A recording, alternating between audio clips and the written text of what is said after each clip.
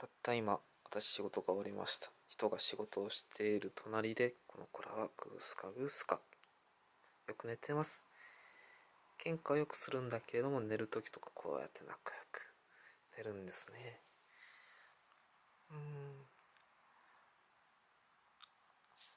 足と尻尾がちょこんとくっついてて非常に可愛い。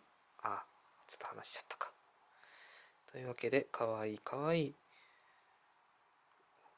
我が家の子たちなのでした。以上です。